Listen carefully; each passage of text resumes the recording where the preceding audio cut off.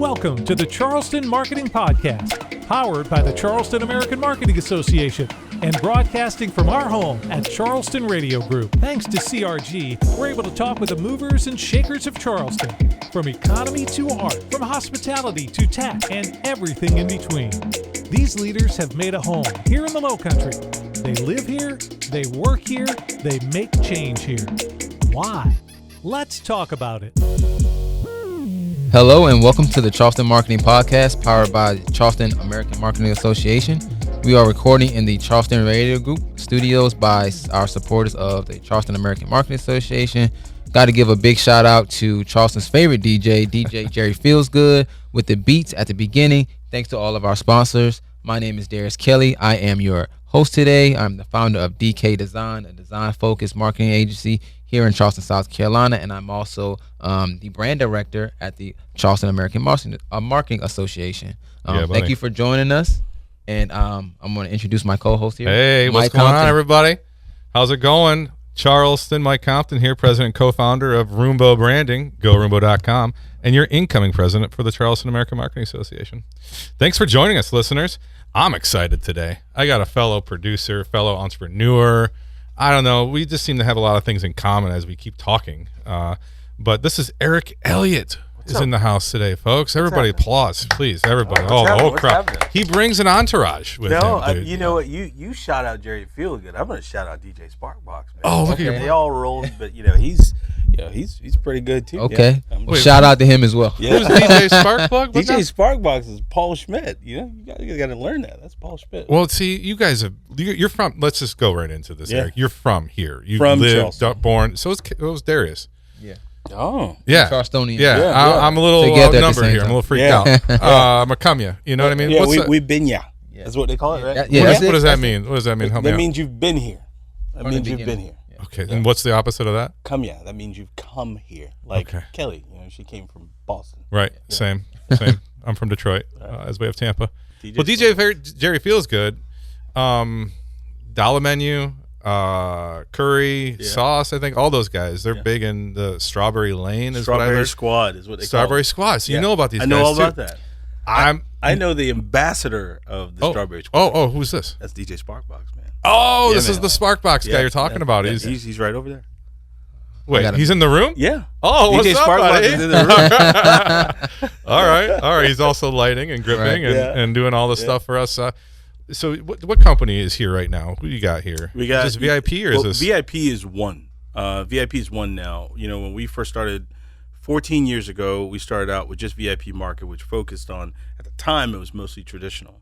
And then in 2015, we started a separate company, which was Craft. Yeah. And then, we blended in 2022, we blended them both and made them one. Mm-hmm. So now Craft Creative is like our alter ego. Mm-hmm. That's our alter ego. That's our video production creative side. Copy that. Yep. Okay. See, there it is. That's so interesting. And then so going back to the Charleston, you've been here for a while, and we talked about the comeyas and the binyas. I'm a comeya, you're a binya. Yeah. And I'm not from Ohio, so you're welcome. What's it like being from here, from Charleston? How was it like growing up? What was your family like? Where'd you go to school?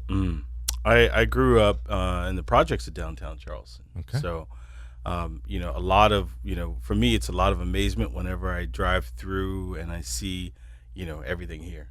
We lived at 9H Jackson Street, right across the street from Sanders Clyde, and 832 East Bay Street. Okay. I lived in those areas. So for me, seeing Charleston then and seeing it now, I like to see the growth, but I hate to see the charm kind of being taken away. Is it though? It's give and take.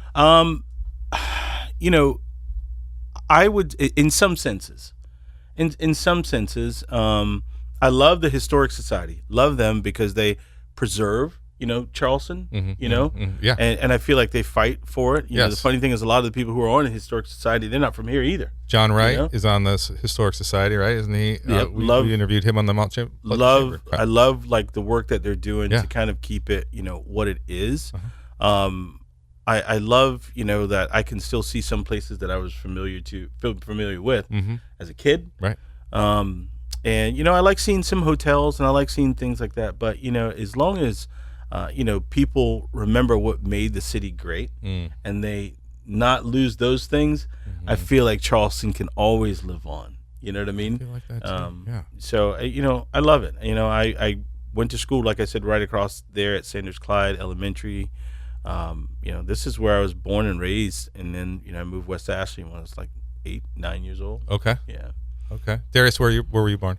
I was born downtown.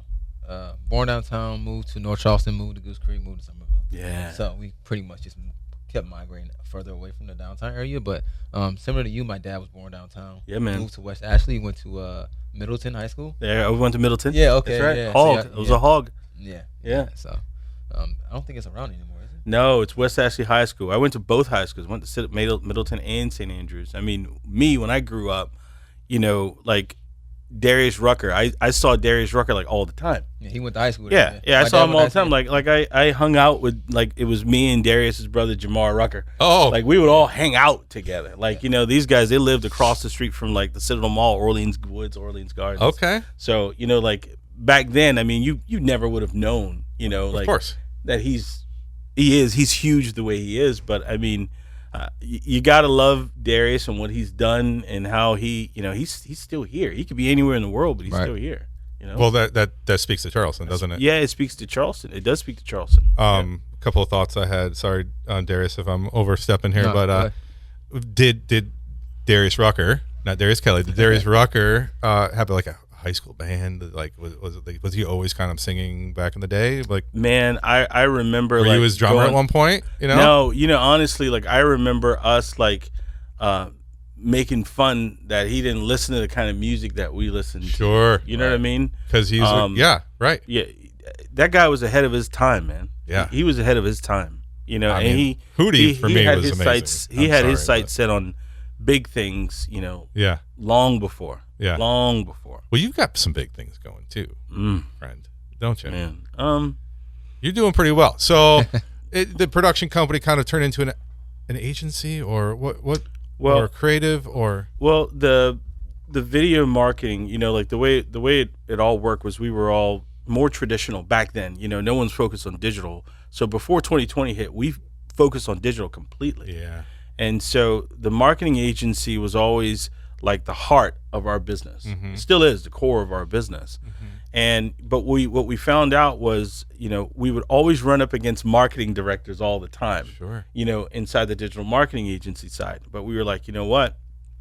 Let's do a creative side. And I bought a camera from the Home Shopping Network at the time. Yes. A Canon 60D. I'll never forget it. Made payments on an $800 camera, and did that. And that's how our production company was born. Yeah. And we said, what? They may have a marketing director inside, but the creative side, they don't have that. And that's where we focus. And so the reason why we were like craft creative, think of like craft beer. They wanted to be different from like Budweiser. They made it. You got a brewmaster, you know. And so when we talked about doing craft creative, we didn't want to make cookie cutter things that you go from market to market. It's like, when we talk to people, like especially like if Paul and I are sitting there talking to someone, we're listening to their story. Yeah. And we're going to create something, from them, something from them and for them. So we were like crafting creative, and then we were like, this is a different way to be able to position ourselves versus anyone with cameras, lights, and a microphone. So it's I like so the name. it's so different. It's different for us, But before that, though, you mentioned Paul just now. Did you say you worked for Paul back in the day? Like, what brought you to your entrepreneur? I was talking about Paul Schmidt. You're talking about Paul Schmidt. I think you were Paul talking. Schmidt? Paul Schmidt is right there. Sorry, Paul. So I think you were probably talking about Paul O'Malley, who runs. Yeah. Paul, man, he's. I learned a lot from Paul. Paul O'Malley. He started back in 2004. Okay. With him, so I'm celebrating 20 years in media right now, media and marketing. All right. So when I started with Paul O'Malley, I was in radio at the time. I was a radio salesperson. Okay. New business was like my strength. I busted some records in new business. Did you now? Oh gosh. Are some records still there? Are you in the Hall of Fame? Man, at Channel 5, I think I was still in the Hall of Fame. Yeah, see? yeah. I can see you busting some records. Yeah, I did pretty some records personable there. Dude. But it was good. But I didn't do it to make the money. I just did because it was fun. It was fun. Yeah, it was fun. You're just having a good time with it. Yeah, still meeting do. new people and shaking hands and trying to make deals and make things work. And it's some of those relationships that were made and built back then. They still last. I believe it. Still, many of them. I believe it. Oh yeah, many. I believe it. And that's another nod to Charleston, isn't it? The fact that you're still close with a lot of these folks, still doing business, still friends. Yeah, and it's I guess the nod to Charleston would be it's a small town. Don't burn the bridges, man. Yeah, Don't burn the bridges. You think about it. I did a video on this a long time ago. It's like anywhere you go in Charleston, there's a bridge to connect you. Yep. You burn it, you can't go back over, and you can't come over. I know. So true. So be careful of the bridges that you cross over. It's great advice. Yeah. Darius, what's up? What do you got over there? I want to know a little bit more about your T-shirt. Come on, man. I'm a marketer. Not Well, he's got a merch now. He's got a merch brand too. I want to know, what does that phrase mean to you? And he's wearing the T-shirt too. Look at that. Yeah, and what it is like you got tired of really doing things for people. I can't love someone's business more than they love their business. So I would say, hey man, I'm just a marketer for you. I ain't a magician for you. I can't do it for you, right? Okay. So I can't wave this ain't Harry Potter where I can wave a magic wand and say, okay, this is done for you now. Like, I'm a marketer, so I can give you the advice. I can lead you to the water, but I can't tell you to drink. Right. So that's where the whole phrase "I'm a marketer, not a magician" comes from. Okay, and how do you go about communicating that to the clients that you work with? You got to have courage. Okay. Courage, and really just you let people know in advance. And I think the problem with marketers in general is they have this order taker mindset. They have this order taker mindset, like, I'm going to listen to what they tell me to do, and before you know it, they're running over you. Right. So we established that up front, and we've fired people before. Fired clients, you mean? Yeah. Absolutely. Absolutely. We've fired clients before. Like, what we had to develop was we developed a set of systems and processes for how we run our agency. And if they can't fit in that, then we have to let them go. Then it won't work. Okay. That makes a lot of sense. That's great. Oh, that's great. More businesses of all sorts, especially small businesses, need to listen to that, I think. Man, don't say yes to everything. Right? No, if we've come to find out, like, if people don't have processes together, I mean, in the beginning, we either can't work with them or we have to develop it for them. Because if you have this real intense or this great marketing plan, and you guys ought to know this too, it's like you come with all these great things and they don't have the processes inside fixed the right way, everything you do will break whatever they don't have together. Yeah. So you almost have to, like, say, okay, great. Everyone wants to grow. You guys want leads. You want to gain new business. All this stuff is great. But then how can you handle what we're going to bring you? Do you have systems set up in place? Because if not, what they're going to do is they're going to say, hey, Darius, what you did for me just didn't work, because they weren't prepared to take on what you were bringing them. Well, a lot of people, I'll say, if they're starting out, they don't have that knowledge to know how to put the systems in place. So they come to, let's say, me or somebody like you, or even Mike, to help them get along that way. So what advice could you give to somebody that's listening right now who is at that point where, hey, I'm trying to hire somebody, but I don't want to be a bad client and just give barking orders so I can benefit from it? Take a back seat. Okay. Take a back seat. You hired a professional for a reason, okay? We talked, before the show, we were talking about just medical things in our families. We don't walk in and tell that doctor, all right, doc, when you do this surgery, make sure you do it this way. Only give me 8 stitches, not 13 stitches. You don't tell the doctor what to do. But I think the agency or the marketers have to have that confidence to say, not be bullish to the client, but really, like, educate them. That's your job. And there's an old saying in the medical industry, like, a better educated patient will be a better patient for you. So you have to teach your clients. You have to teach them, help them understand what you're doing. Don't just do it and just say, here you go, because then you'll develop, like, some distrust. Right. Because they will develop the distrust because you're just bringing them things. You're not taking in account how they feel, how they think, and to help them learn and understand. And you're not teaching them if you just shove things down their throat. So what, brought you to learn this lesson? Did you come into the industry there's knowing many this? lessons there. Man, I screwed up a lot. Yeah. I screwed up a lot. Could you share one of those stories that helped you realize this?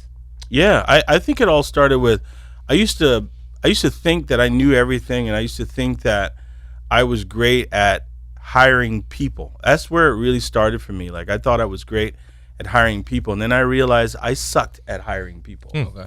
And so, like, what I had to do was I had to help find a system. Now, like, before we hire someone, we have a committee that would hire them. Mm-hmm. So it's not just me that's doing it, because I don't think it's right if I make the decision to bring on, I didn't vet someone properly or ask the right questions or ask the questions that might be important to our team. Right. So, because they're going to be working alongside this person. Exactly. You know, so, I mean, if you said, like, you know, where did I learn it? Screwing up myself, you know?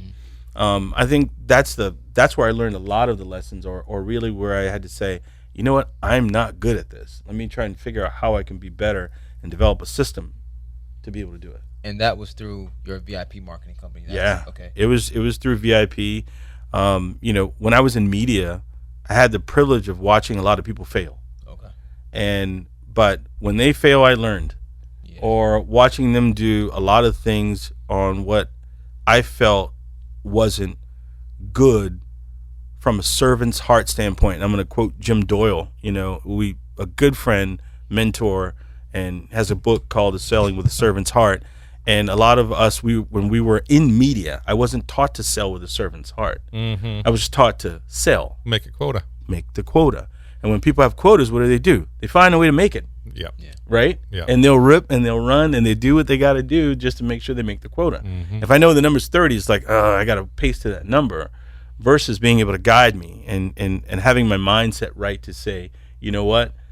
I'll put the money in the back. And George Sink told me, he said, you do the right thing, the money will come. Yes. I've heard that and he was many right. times. You know, he was right. Yeah, that's a lesson that I myself even had to learn starting out, because you know you love what you do, of course, but you have to eat at the end of the day. Yeah. So it's just trying to figure out that balance between, like you said, meeting that quota and striving to, you know, do great work. Yeah, but you know, a lot of people don't even charge enough too. So you got to figure out, like, when you talk about meeting your quota and you have to eat, but you have to know your value. Exactly. Yeah. Know your value. If you don't know your value, the world ain't gonna raise your price.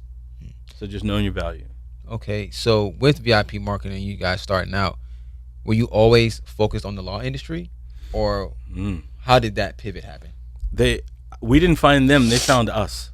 Okay. They didn't found us, and it all started when I was on a chain of emails, and it started with George Sink. You know, it started with him, and then we went in to meet with him. I'll never forget this, and this was what, March 15th, 2015. Went in, met with him, and he was tough. Mm-hmm. He was tough as nails. And How's this? What do you mean tough? man, he didn't hold back. You know how you can meet with some clients and some people are so reserved, and you get an opportunity to think before you can answer? Yeah. Not with him. It was like, you have your stuff together. He always taught me prior planning prevents poor performance.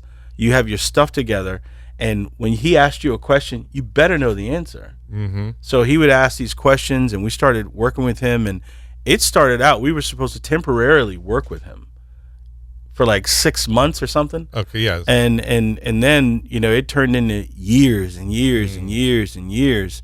And, you know, at one point, besides the lottery, our ads are seen more than anyone across the state of South Carolina. That's crazy. You know? Yeah. You never thought about that, huh? Did you, Paul? But it's really like, he taught me lessons. And so law found us. And going back to that, like, he would take me places. Like, he took me to like a law conference, and we went to Key West, Florida. And I really got an opportunity to be able to bond with him and learn from him. And one of the things that, you know, he told me some things down there, and he said, I'm going to introduce you to people. And he had all these numbers and different things that a normal person wouldn't be privy to about a firm, you know? And he asked me to present a lot of those things. And I presented those things to a group of 8-figure lawyers. And that was it. Okay. That was it. Oh, I love that. Yeah, that was it. And before you know it, I mean, we were flying everywhere to go do creative for people. Yeah. But, you know, it was just a good opportunity. You know, he introduced us to that. So Law found us. We didn't find it. What a great Mike, mentor. before you go, I just have a quick question. Did you come up with the jingle? Which jingle? We came up with. We didn't do the jingle. The jingle was there before we got there. Okay. But here's an interesting story. You had the market where people had purchased 3s, 7s, 8s, Yes. and other numbers, and we had that number like 6 months after. And he was like, well, what do we do with it? And we said, we're going to make the number more famous than you. And so I love that. had the jingle, and so we utilized that to kind of penetrate in the minds of people, Yeah, I think you did a good job. We came as a team. We came up with all 9s, and so now, I mean, you have kids who know it. Paul's son Milo knows it, all 9. Sawyer knows it, and What is the song again?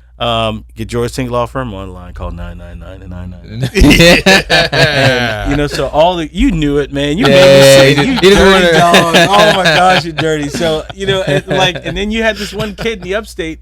He wanted to do a George Sink birthday party. Oh my! Wow. No kidding. Kid had a George Sink birthday party. So at that point, you know what? We did our job. Yeah. And I think it's insane to think when you see like that on television or billboards or anywhere else, it's just like you got to feel something, you got to feel something. Oh yeah. When I first moved here, coming from Tampa in 2019, when I first moved here, I'm like, who is doing these commercials? Yeah. God, there's so many law commercials too. It's great for you. I appreciate it. I love it. No hatred whatsoever, but oh my God, who's doing this? I'm like, I got to meet the guy who's doing this. Yeah, and there he is. I will tell you, I'm one of those people like a celebrity of sorts. We were on the phone today, and we were coming up with things just together, and people would say like, "Man, y'all have to run out of ideas." Yeah, as many times as you guys have done. It's like it's not. We don't run out of them, and then like sometimes it can be Paul coming up with a crazy idea, and then and the beauty of it is you get to go film what you come up with. So I wish I could say, man, I did them all on my own, but I don't. No, I wouldn't want to say that anyways. You got a team. You always want to have a team. Oh yeah. But we come up with some amazing things for them. What size is your team right now? We have 15. 15 now. Good 15 Lord. total. Yeah, 15. Big shop. Yeah, it's we got producers, editors. Yeah, EPs. you got post production, you got production, you have marketing people. You have a brand and design team, gosh, it's amazing how it comes together, because when it first started, it was just me and my wife and your $800 camera. Yeah, and that, and that, I was right there with you. I sold that camera to Raphael James at Channel 5, man. Wow. Oh, yeah. Raphael. So Raphael, I hope you know what you have. You have some gold, and I want it back, man. I want that camera back, man. That's an artifact, man. We'll have him on as a guest. That's an artifact, man. Make sure he brings the camera too when he comes. Raphael's a good friend, man. He's Did you say Channel 5? Is that what you said? Yeah, he's at Channel 5. Oh, okay. We just talked to Carolyn Murray at Channel 2. Carolyn's a good one now. The building business. She's a queen, man. She's great. She is. Man, she's an icon. She's so cool though. Too. She's an icon. Carolyn Murray is an icon. So icon living, man. Check that out on the Building Business Podcast for the Mount Pleasant Chamber. Just a little shout out there. Sorry. All right. Sorry, had to do it. You have a podcast too. Let's talk about it. Yeah, man. It's called Going Forward. Is the Where podcast? Are we going? Forward. Oh, right. And it's a podcast. It's designed for us to be able to talk to entrepreneurs and leaders. have in-depth conversations with them. Ooh, I like it. Because everyone talks about where you are now, but they never knew where you were. Yeah. So we talk about where they were, what brought them to where they are, and where they're going. That's Sounds familiar. Yeah. I like it. And having this, we had one yesterday. I had one with Bill Biggs. He's out of Texas.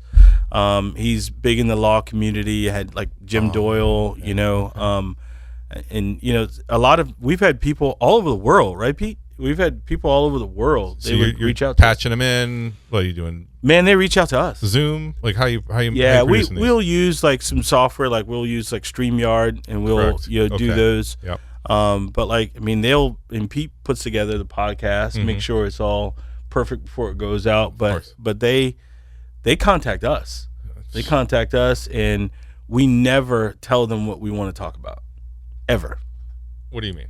They never know. So they never have a clue. They never have a clue. No predetermined script or none. And they're cool with that. Cool with it. That's awesome. Okay. So cool with it. And it's So what we do is we'll like you'll have either Crystal or Pete will put together this amazing sheet and just a cheat sheet on them, and we dig in and we just ask them a bunch of questions, and every single one of them are like, I've never been asked that before. Oh, that's a good question. And we try and we bring it back to business, but we also want to know like what made the person. Like what kind of value can they bring to our listeners? Right. Right. And so and it's I love it. We're on episode 98. We used to put them out every week, and then we just slowed down. A lot. Yeah, we were putting them out every week, and we slowed down. And we just wanted to focus more on quality than quantity of them. So we slowed How about sanity too? Yeah, that too. Focus on and that. so we wanted to slow it down, but it's fun, man. It's fun. I really like it. I like podcasts. So too. 2 away from your 100th episode. Yeah. Is that a big deal? Oh, yeah. Any plans to? We have episode 99 already planned. I don't know. I think episode 100, which is such a milestone. I have this weird idea. Either I do a solo cast, or I just interview my aunt that raised me up. there you go. I like that. Yeah, that sounds nice. That goes back to the whole premise of going forward, letting them know. Yeah. Yeah. I like that. Yeah, I've thought about that, and and she'll be weird about all that stuff, but but I think it'll really feel good if I did episode 100 with her and just ask her questions about what she saw in me, because it's like ask what was she you were close, obviously. Yeah, like what were you thinking when you brought me in? What were you thinking? My aunt, she's my everything. Okay. She raised me, when my parents died. I'm sorry. It's no worries. She raised me up, so she's my mother. She's all I have. That's it. How old were you? I was 6 years old when my mother passed. Yeah, and I was 7 when my dad passed. Yeah, that's tough. Yeah. So she stepped up big time. That's great. What's her name again? Marlene. Her name's Marlene. Shout out Marlene. Yeah, What's going on, Aunt Marlene? She stepped up big time. Oh, I love that. And then I forgot I had a mic on me. The entourage mic on me. I thought it was a port. I'm like, I'm feeling that's weird. That's another story here. Sorry. It's almost in the location, right? Yeah, right? Yeah. Isn't it? Oh, yeah. Nobody wants to know about that story. Not yet, at least. So, Darius, what else you got over there? All right, man, you're making me pull up my laptop. Okay. I just like to get into Darius asked the tough questions. I asked the fluff questions. Yeah. So. Bring it. So right now with your business, how hands-on are you when it comes down to developing these marketing campaigns with your clients? Like where's your role? What do you? Very. I think when you are leading, people take that CEO title. I hate it. Yeah. I really hate it. I don't like it. I don't like it. It's an identifying piece, but I think when you're in that position or you're leading your team, you have to focus on vision and strategy. Okay. Where you are and where you're going. And so to kind of, tell you, I'm very hands-on. I'm hands-on with creative. I'm hands-on with, marketing. But then you have to know, like, you can be hands-on, but it doesn't mean you can control. Right. You know what I mean? Yeah. And I think, smart people, you have to realize there are people that are better than you that can do this. I do that like with Paul, like a lot. We'll talk about ideas or concepts. Yeah. But then you have to know, all right, great, I can plant this, but I need to step back so that they can lead. Yep. And that's a true leader. Sometimes you have to be led. And you have to learn that. So I am hands-on with it. I am hands-on but not controlling. Well, it's a good balance to have. Yeah. I had to learn that though. Of course. Yeah. Is that like one of those things, like I even feel like when it comes down to creating now, there is no end to that learning process of different ways to do it. So even when you're talking about that balance, is that something that you feel like it's a constant like learning process? Yeah. Okay. I think every situation is going to teach you something. Mm-hmm. Every client that you work with is going to teach you something. I learned processes from the people that I thought were bad clients. Wow. It helped us to be able to say, like, you know what? Like, we had an automotive, client, because at one time we used to do a lot of automotive stuff. Automotive meaning like car dealers. Car dealers, and the automotive, they are almost identical to the lawyers I believe in it. advertising. And so we had this one automotive dealer, this franchise dealer, and boy, they were a pain. But they were such a pain that they helped us to be able to develop processes, you know? And, you know, how I mentioned, you know, Sync, working with them in the beginning we were learning and we had to develop processes, you know? So you get better and you learn, like, this is how I should do it or how I shouldn't do it. Right. You know? And then I want to be the master of our processes. You're never going to master like one client, and you'll always learn in an industry. But, you know, it's like, you got to be like that salt and pepper shaker. Things can get in, but things can also get out. You close your mind up, nothing gets in. You don't learn anything. Right. You know what I mean? Yeah. No, so Exactly. Well, it takes a good leader to have an open mind. I wasn't always a good leader. I sucked. Well, of course. I mean, it takes practice, just like everything else. Yeah, I sucked, it's man. learning from the things that don't work. Yeah. But you got lucky though with Sync, right? As a mentor, like that's just.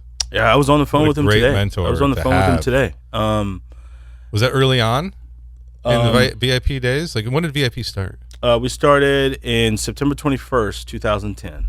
Okay. Yeah. Oh, yeah. And we started working with him in 9 years ago. Sure. So 9 years ago. Yeah. 2015, we started working with him. Not too far off. That's great. That's awesome. Yeah, it was. When I say luck, though, I mean, that's hard work. You obviously put yourself in the right spot, and that's what I mean by luck. Like, you have to put in the work and put yourself in those positions to get the luck. Yeah, Right. and it's before Sync, it was like political things. Sure. And it was like, you know, like Mayor Summey's election. We did that 3 times. Okay. So, I mean, you think about it, like we helped elect, you know, North Charleston, 2 of North Charleston's mayors, right? From doing Mayor Summey's election 3 times, 3 campaigns. That's 11, 12 years we were doing that. Wow. And then doing in, you know, Mayor Burgess's campaign, you know? So that's a lot, man. That's a lot to help you that you've learned along the way. So you guys, there was a stage where you were predominantly automotive, predominantly political. It seems like right now you're predominantly in the law industry. Is there another pivot coming? Man, no more pivots. Oh, I got a pivot for you. No more pivots. You know, we were trying to be all things to all people at one time, and we wound up being nothing to no one. I know it. Jim Doyle, I had to drop that for you, sir. So like we were doing all these different clients. Like if you're at a business, we'll take you. And yeah, you know what it is? It's hard for you to develop a process for 50 different type of businesses. So true. You know, and you know the way the political thing came about was I'm a political nut. I was going to ask you about that. Yeah, you seem to I don't like know politics. why. I don't know why. I always promise our team, this is the last one, guys. I'm not doing it again. But every time we do it, they win. Sure. Every single time. And it's like we just got good at it.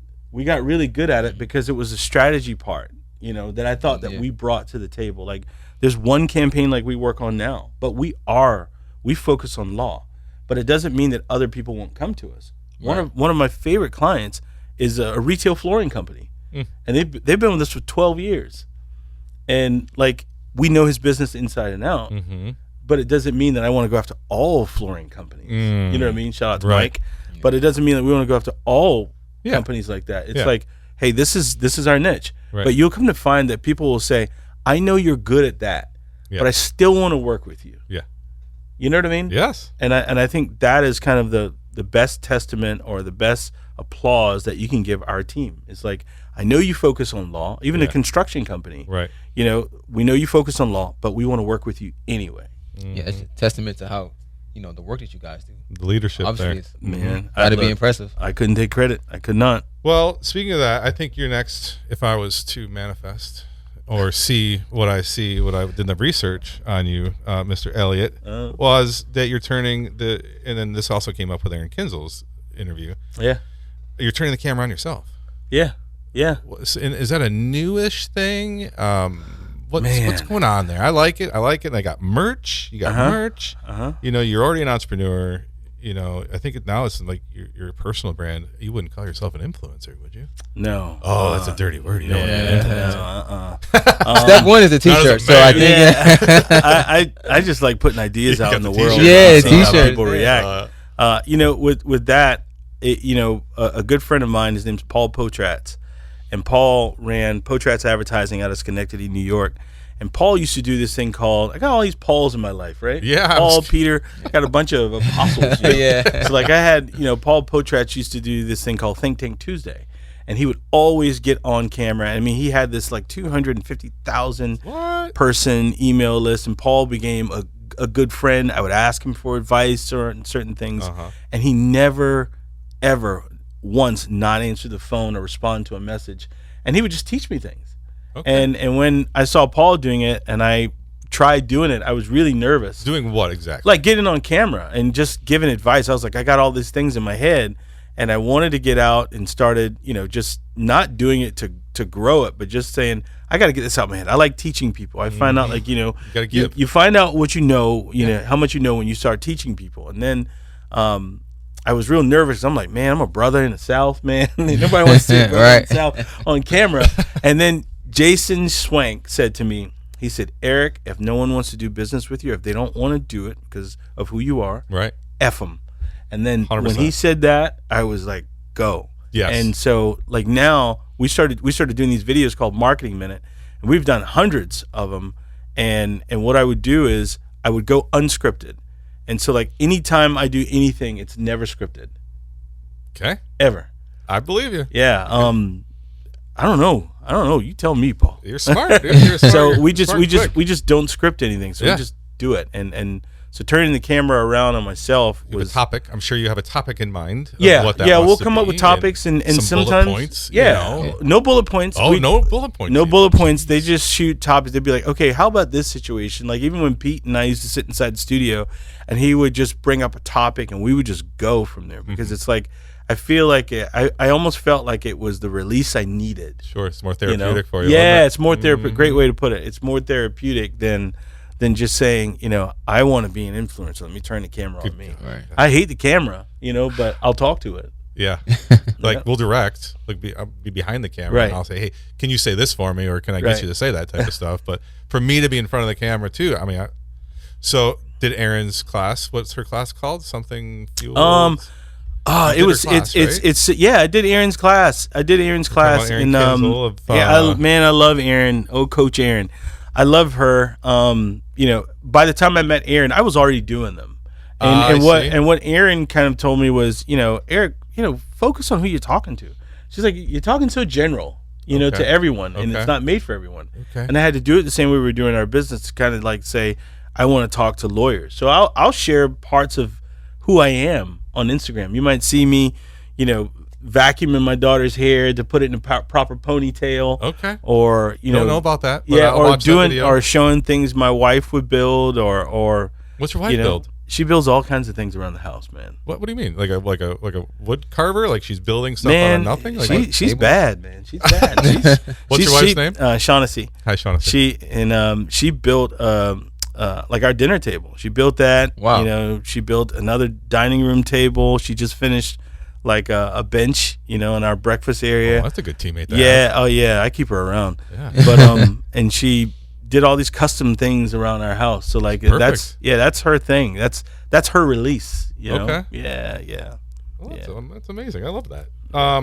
So turning the camera around, right? I gotta know what's up with this Eric Elliott Day. Oh, it's a myth. That I saw. It's a myth. Is that something? Because that's pretty impressive. Yeah. It's coming up soon, right? Yeah, October 14th. You have your own day. Come on. I know. I'm selfish, right? Yeah. I wasn't saying that. You said that. I was going the other way. But. Right. Eric Elliott Day. I have to think. North Charleston City Council. Okay. How long were you on the council for? I wasn't on the council. Okay. Mayor Keith Summey, North Charleston Council, because they all had to kind of vote it in, and what I did or what we were doing was always giving back to the community in some way, shape, or form. Sure. If it wasn't, a kid walking in our door that didn't have sneakers and giving them sneakers, we always tried to do something for the community. Who's we? VIP? Yeah, yeah. Okay. Our team, our entire team, and we bought computers for, I think it was like the East Side, some area in the East Side. We bought computers for them. Went to the store, bought bunches of computers, gave it to them, and also you helped elect, one of North Charleston's, one of the people who helped get the city to where it is. And Mayor Keith Summey, who's an amazing mayor and even amazing guy, like being able to do that, those things are all part of the community. And so being honored to be able to have like your own day to say like, what, Mayor Summey may have built this, like, but you helped. I saw him, my family and I were coming out of a restaurant in Momo's, I think off Riverfront Park. And I just told him, I was talking to him. He said, you help with this. And I was like, you got to be kidding me. I was like, I really didn't, take it. But when a guy like that says something to you, you better take it. And so, he's a great guy. I mean, he raised some amazing kids, and Elliott and Annie. Elliott runs the airport. And Annie also still works in the city of North Charleston. So these people they've devoted their entire lives and their families to public service. And so when they recognize that in us and in some of the efforts that we've given or I've given to the city to be able to have your own day, I don't think there's any better honor.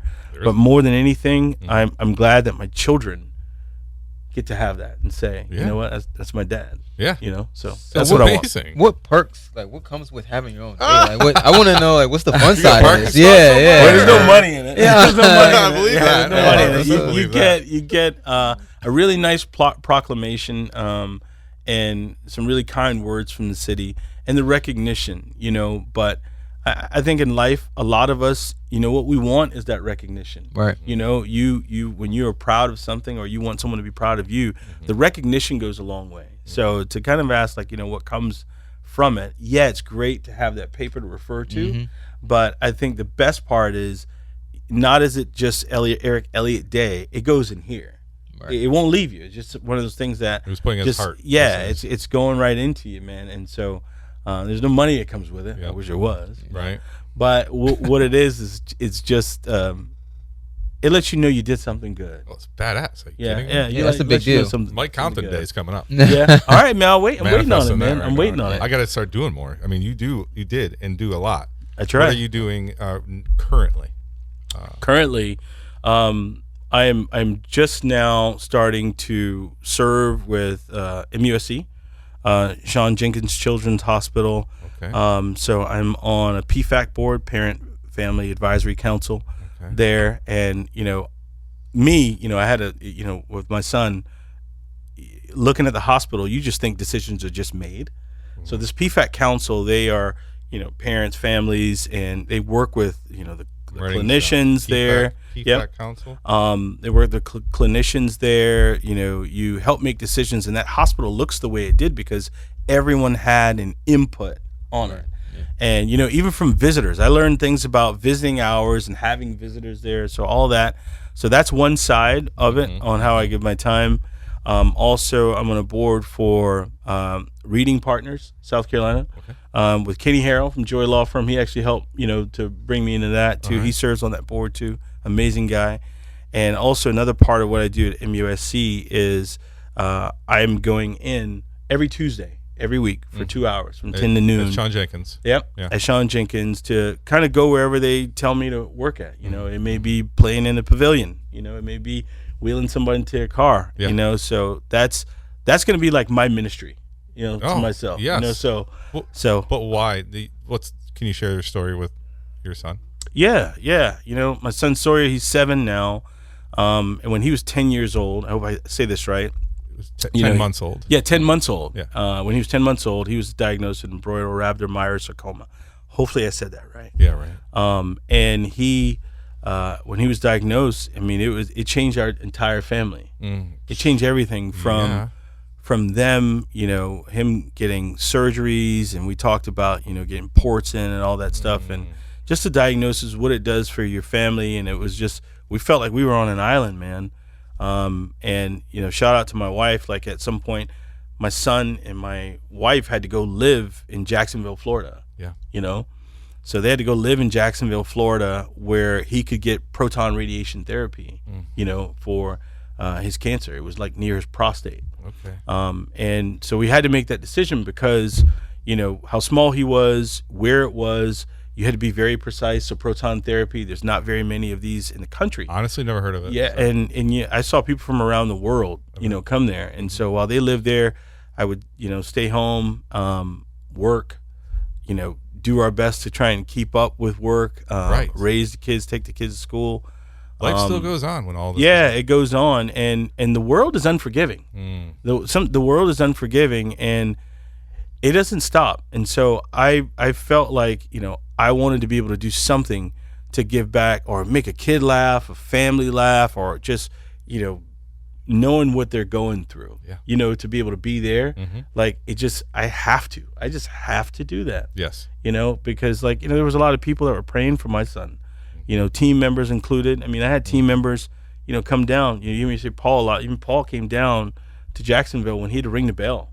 Oh, wow. Yes. When our team filmed that and all, and it's just it was just time. Yeah. And my wife, man, that's a strong woman, man. Yes. That's a strong woman. Definitely. And so she's got my respect for life. Just for how she handled the family, how she kept things together. And, I see like I played a small part. And so me being able to do this, like I said, it's my ministry to be able to give back and do that for others, other kids, other families, and keep them on our prayer list, follow them. We had people around the world praying for this kid. So isn't it wild how many people come out of the woodworks? Strangers even just come out of the woodworks. Yeah. When something like that happens. Before it affected our lives, I never paid attention to the word as much. Right. And then now I hate it. I hate the word, but now you pay attention to all of these things, all of these instances, different foods, that you want to stay away from, all of these things. Yep. So you become more educated on it. And but it invited itself into our home, and we just push it out. Good work. That's what we want to do. Good work. Yeah, So my Jackson got diagnosed with lymphoma 2 years ago. Yeah. He's going through it right now. It's amazing. And MUSC Sean Jenkins does an amazing job. Oh my gosh, great. So I got to get onto that P-backed council somehow, and definitely want to volunteer. I love the fact that you're volunteering there because there's so much you can do. I see him all the time. Yeah. I'll be there tomorrow. They're the person that takes the coffee down, or the people with the dogs, or the snacks, and so many toys. Every Thursday. You don't understand how many stuffies this kid have. Yeah. He doesn't have room in his bed. He's got so many stuffies. Yeah. But his port comes out in November, so we got through it. And then so your son's now 7. He's 7 years old. Yeah. So that's a huge 5 years, 6 years now, right? Yeah. We go every 6 months. Oh, so you do? Okay, because I don't even know what to do next. Every 6 months, you still go in. You get your scans every 6 months. Make sure there's no activity. Right. And he's healthy. He's thriving. He's living a great life now. And man, I'm thankful. And the days that you don't want to do it, you just think about what those people are going through. Exactly. And it's worth it. So I mean, that's where you'll find me for the rest of my life for 2 hours a week. Oh, sweet. Yeah. I'll join you. Charleston Radio Group does a telethon from there, so Yeah. a shout out for them. Yeah. They're our sponsors here, and they raise hundreds of thousands of dollars. Yeah, we donated there before. Yeah, nice. Yeah. I want to answer phones next year. Yeah, that'll be good. Yeah. Tanya always calls me up and she's like, donate. So we've donated before. Oh, it's amazing. Yeah, it's just crazy how your perspective and everything shifts when something like that unfortunately happens to you, but it happens for the good at the end of the day, and it brings your family together. And thanks for sharing your story, Eric. I'm trying not to cry. Darius, let's get back to business, huh? Oh wow! I mean, how do we get back to how do we pull that together? I was just like letting you guys have that moment. Oh man. Well, I do want to say congratulations for your son feeling better and ringing that bell, man. Thank you. And for you, Mike, as well. I mean, that date is coming up in November. You got a month left, so big deal, man. Right? Happy for you guys to get through those situations. It's a terrible club to be part of, but But I mean, look, it sounds like you spun that around, even just like you mentioned your parents dying at such a young age. You spun that around as well and used that to propel yourself, as you mentioned it, like going forward. So just again, man, that was deep, kudos. Darius. That was good. I like that. Yeah. I didn't know I was doing that. Yeah, I had no idea I was doing of course. Yeah, I mean, Yeah. I was like I said, I was just sitting back and listening, and I saw. As an outsider looking in, you see that. Yeah, exactly. Yeah, that was awesome to see. Man, how do we go from that? All right. So we talked about, you're from here, and I'm a comeya, so we talked about that. Yeah. And we talked about a lot of great things. You got a lot of great advice. So thank you for doing that. Keep doing those marketing minutes. Yeah, they've evolved now. We don't even call them marketing minutes What do you anymore. call them now? We call them nothing. What do you mean? We just do it. Just put it out. Throw it out there. Yeah, just put it out. Call it Eric Elliott Day. Yeah. No? Oh. We Part just put two. it out, I guess it's my thing to give to the world. If I'm going to give it to the world, I don't want to be selfish with it and name it. It is what it is. I love it. Fine. And then so your own personal brand, you got the merchandise I saw too on your website. Man, What's going on with that? sometimes you got to capture a great idea. Okay. I guess, and I instead of wearing a Ralph Lauren polo shirt, I'd rather put on our own shirt with our own brand Yes. on it. I got a hat on right now with Rubo on it. Yeah, I see that, but I think I can't take credit for like the merch side. That's Maximilian, head of design. Oh, okay. That's all him. He leads the charge on that for making sure, they give us better quality shirts. Like we have a meeting today with those folks later today, to make sure like we can, have the best merchandise Yes. that we can put out. I mean, you can get phone cases, tote bags, all those things. So I mean, that's all Maximilian. That's his baby. Oh, That's his baby. And so he comes up with a concept. You just all right. Let's make a shirt. So It's the best. I love it. So smart. Darius, what else? You got all the questions here. I don't even want to talk about business anymore at that. I know. bring right? it, man. You can talk It's to me about 1:30. Okay, we can go back to business. Okay. So tell me about what you think the mindset of a good marketer should be. See, that's a great question. This guy, That's a great like question. a podcast host. What should the mindset of a good marketer be? Yeah. You should be a learner. Yes. Okay. Yeah, I think you should be a learner, and I think you need to know that you don't know everything. And I also think that a good marketer should continuously educate themselves. And I would tell every marketer, entrepreneur, find yourself a mentor. Mm-hmm. Find a mentor. Agreed. Immediately. There has to be someone in your life from either a creative standpoint, if you're a marketer, or an entrepreneur, whoever they are, Father, and whatever. and get guidance. Mm-hmm. Get guidance, and I think that mindset, you have to know, like the best creators and marketers are always hungry for more. Okay. Always hungry to learn something else, do something else, and always, sometimes you're gonna have to reinvent yourself. So Which is a constant. you're gonna constantly do Constantly it. do. It's funny, man. Before coming here, I was at a funeral, and inside the funeral. Today, earlier this morning. Yeah, Oh, right, I'm right sorry to before hear I got that. here. Okay. Yeah, one of my good friends, his dad passed away. okay. But one of the things that I've gotten to one of those things, and we talk about being a good marketer. I'm super observant. I go to the Waffle House a lot, and I watch people. No kidding. That's a It's good melting pot Like Sawyer of, and I go to the Waffle House. Just a and- random thing to hear. Yeah, Yeah, but yeah. truthfully, like even when I used to like open restaurants, I used to just always go to the Waffle House, and I still do it. And I watch people. And today, like when I was in the funeral, I watched people, and I was like, you know what? Funerals have changed. In what way? They've changed so much because people can bring their phones in funerals now. Dear. Yeah. I saw people with their phones in the funeral. I heard a couple phones go off. I saw people opening it up, taking pictures. At the But funeral? then at the funeral, Wow. right? At the Okay. funeral. But it wasn't like they were doing it in a disgraceful way. just nasty. But it was just like it's okay, and it's the norm now for it to be okay. Right. Then I watched the ushers at the funerals. Okay. Right? I watched the ushers at the funeral, and I watched everyone who was an usher over the age of 60. So I said, in 15 years, what are ushers going to be like? Because the young people don't want to be ushers inside of a church or at a funeral. What are funerals going to be like in 15 years? Because it's okay to bring your camera and your phone in there, right? You're not looked at the wrong way.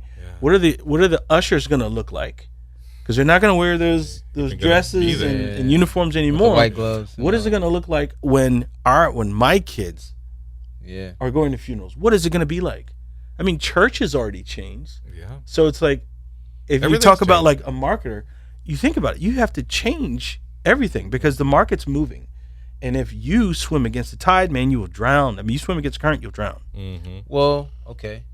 From a marketing standpoint, isn't it sometimes better to zig when others are zagging? Like when the trends are so heavy in one way, isn't it sometimes better to kind of go against that? Like, I feel that way. It sounds good. Like, it's when fish swim downstream, they're dead.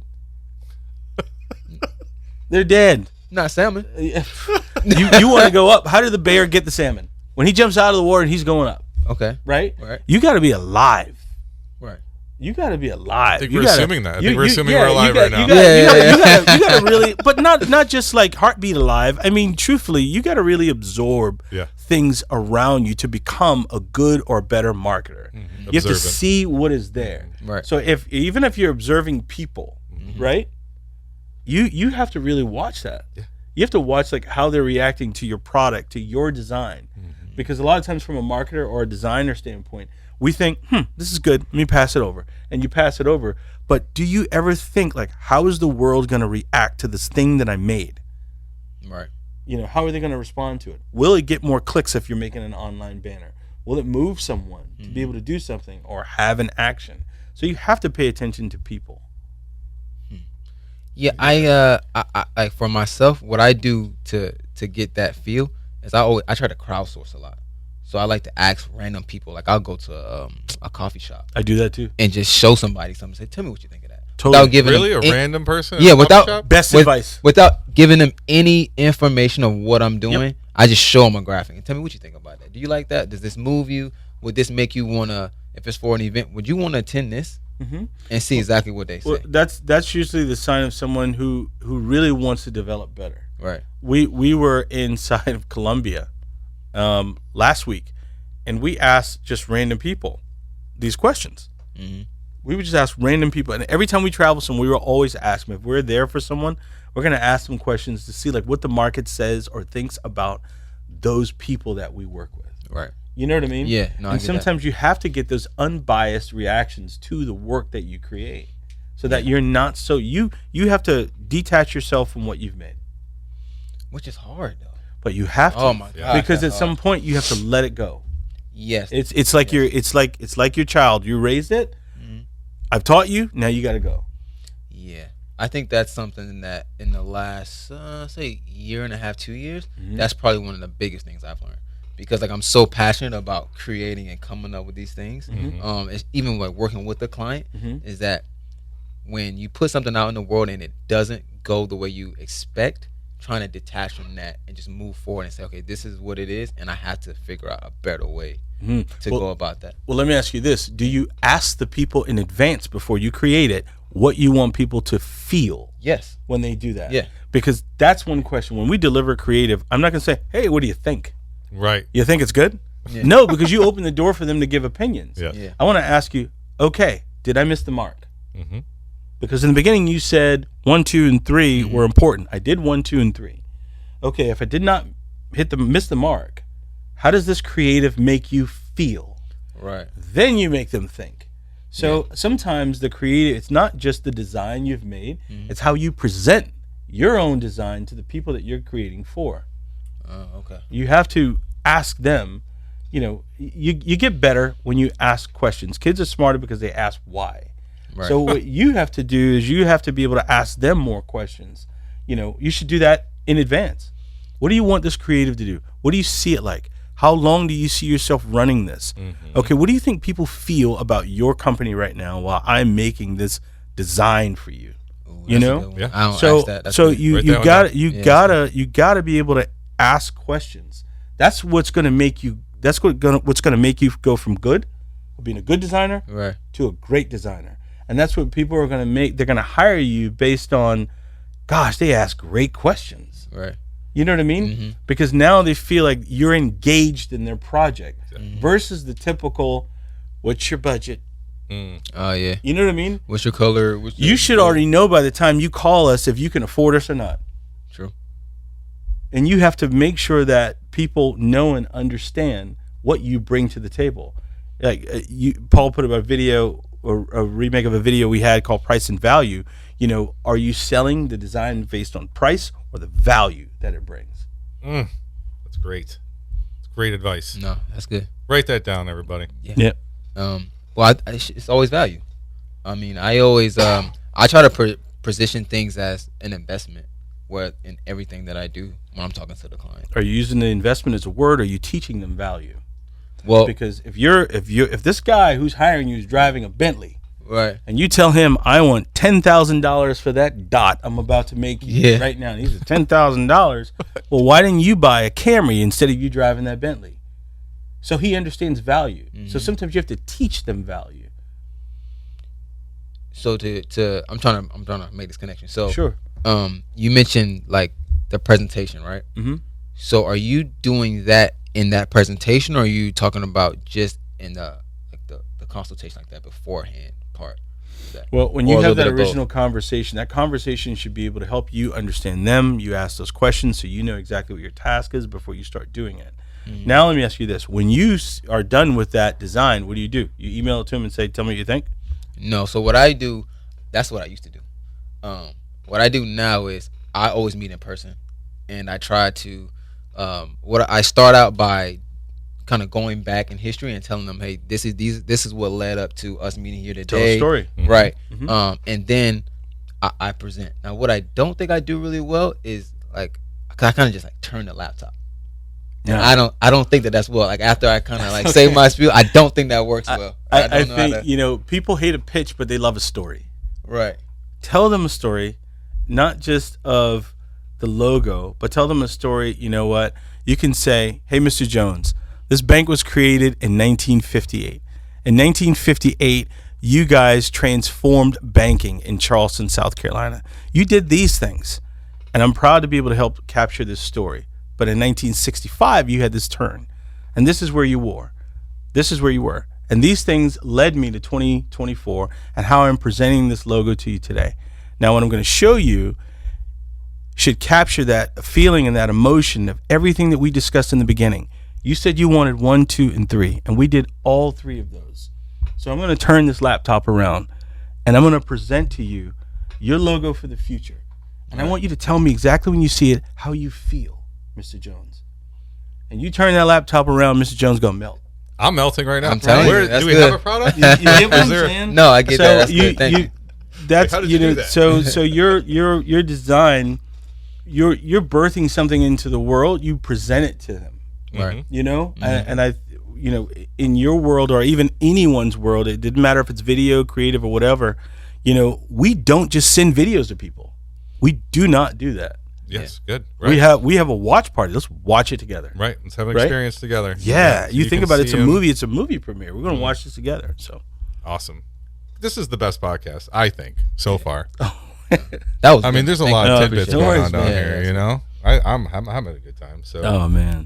Darius, is there any kind of last, I mean, you sometimes ask too good of questions. They last for like 20 minutes. Right out loud. I would say because I think we spoke a lot about from the marketer designer position, but for a client, like somebody that has their business, what kind of tips and advice can you give them for going out and actually hiring? Like, what should they be looking for when in conversation when they're trying to hire somebody to help them out with their business? That's a fantastic question. And whenever we are conversing with someone, we always ask them. We always know we're one of 3 or one of 2. Yeah. Right. We ask them, how are you going to make the decision on who you hire for this project?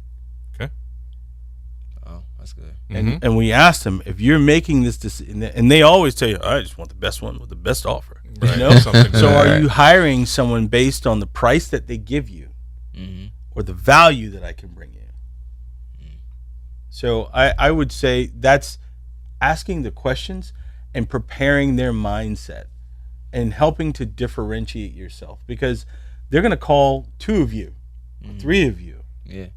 So there's nothing that you can say that's going to change his mind except teaching him, because he's going to develop his or her own advice from colleagues or conferences, and they're going to take all these things and they're going to approach you in the manner that they approach you with. Yep. Or read a book about it. Exactly. And then know enough to be dangerous, right?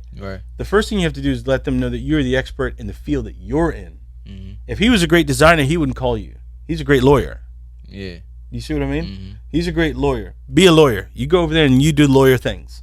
Right. You know, but you teach them on what you bring to the table. But I think also you can disarm them by asking them the right questions, because you're never going to change him. If he likes steak when he meets you, he's going to like steak when he's done with you. So just ask him those questions to make them understand the decision that they are about to make. Okay. That's good. Fair? Yeah. Totally fair. All right, Mike, you can take us home. Oh my gosh, seriously. Sorry. Great questions though, Darius. No, really, just is there any kind of thing that you have on your heart or mind, or any kind of is there an event coming up, or is there a nonprofit? Man, two things. Mm-hmm. You know, I love Children's Cancer Partners, so donate to them if you can. Children's Cancer Partners? Children's Cancer Partners. Okay. I always love MUSC, you know that. I like your idea, and you told us this in the green room, is sometimes you make deals with clients, but then you have them donate to the cause. Yeah. So maybe you take how does that work for you? How do you do that? Well, it's goodwill. It's like, for example, let's just say if I have a patio set. Okay. Right. If I have a patio set and I could sell it for value. Sure. Right. I could sell it, and I don't want it. I don't want the money or need the money, and I can just say, you know what, you can have it. Whatever you feel in your heart, you donate. Yeah. You donate so to let's them. say it's not a patio set. Let's say it's marketing. And I use that for example. Like we had a partner of ours, a current partner of ours, that asked us to do something additional when we were actually on set. Oh, okay. Always. And he said just go ahead and can you do this and just bill us for it? And we just said, no, we'll do it, but whatever you want to give us, just give to them. You know, just give to them, give to that cause. And so the guy said to us, he said, man, that was the best check I ever wrote. Yeah. Because it's, you know, people don't want to work with people who are money hungry. Right. They don't want that. You know, they want to feel good about who they work with. Like I said to you, like they want to know they made a good decision who they work with. And so if you can show the people you work with, your clients, that you have a heart, they'll give you theirs. And I think that creates long-lasting relationships. 100% it does. Yeah. That's really Of cool. that patio. So outside of a patio set, maybe you were shooting a patio set. Yeah.